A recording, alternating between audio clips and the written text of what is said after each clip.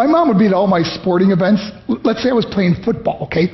My mother would be on the sidelines, and if the play on the field started going one way, my mother would run along like, Mark, get him, get him. I'd be like, oh my gosh. I'd get in the huddle with the other guys. They go, Mark, is that your mother? I go, no, I never saw her before in my life. See, the greatest gift my mother ever gave me, she believed in me. I have overdosed on drugs on 3 occasions where I should have been dead. But I believe I was kept here for a reason. You show me your friends, I will show you your future. How do I know this? I hung out with losers, and I became the biggest loser of them all because I gave up everything I dreamt about as a little boy because of who I chose to surround myself with. My friends would drive me home at 2, 3, 4 in the morning. We'd be drunk and high, laughing in the car. We'd pull up in front of my house in New York. They go, Mark, the light's on. I go, oh man, my mother's up. See, my mom wouldn't go to bed until she knew her son was still alive. I'd walk in, she'd say, hi Mark, how was your night? I go, it was good, Mom, I'm just gonna go to bed. She goes, can I talk to you for a minute? I go, Mom, I'm tired, I'm just gonna go to bed. She goes, Mark, I haven't seen you all day and all night. Can I please talk to you? I said, man, just leave me alone. You bug me. I'd slam my bedroom door on the one person who believed in me. I was on a worldwide tour and we were wrestling overseas in Japan. After my wrestling match, I went upstairs in my hotel room and I fell asleep. There was a knock at my door at 3 o'clock in the morning. I got out of bed and I looked through the safety window and I could see it was a Japanese promoter. So I opened the door and he said, Mark, you need to call home. There's been an emergency. I went and got on the hotel room phone. I called back to the United States and said, hey, what's going on? I said, Mark, I don't know how to tell you this. I said, just tell me what happened. All of a sudden I started crying. They go, Mark, I can't tell you. I said, just say it. They said, Mark, your mother died. I just threw the phone down. I ran out of my hotel room.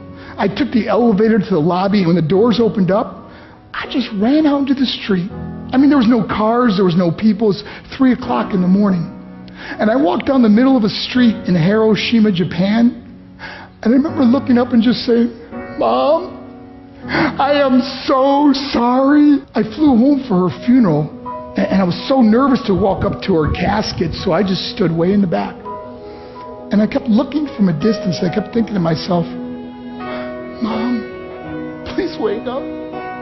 Please get up. And then I finally got the nerve to walk up to her. And as I got closer, I could see my mom for the first time. I mean, she was so beautiful.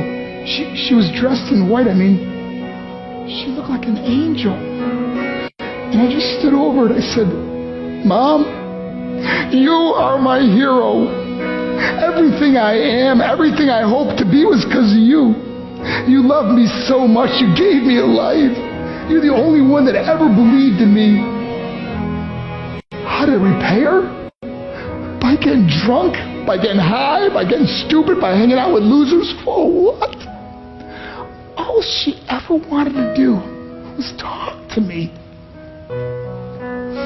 I wish I could talk to you now, Mom. I wish you could see what I'm doing. Why couldn't I have been a better son? We are defined by our choices.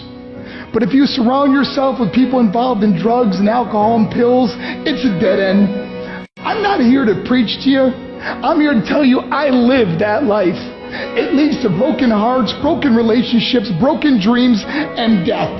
For what? To get high? If you have a mother or a father, when you go home, tell them how much you love them.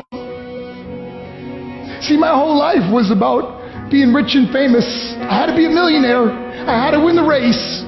I had to win the race at the expense of my marriage, my family, my friends. For what?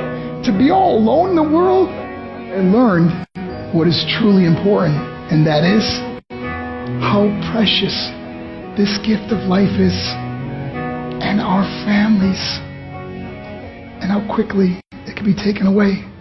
See, I no longer live in time. I live in moments. See, it's not what's in your pocket that matters. It's what's in your heart that truly matters. Love Love is just a word until somebody comes along and gives it meaning. You're the meaning.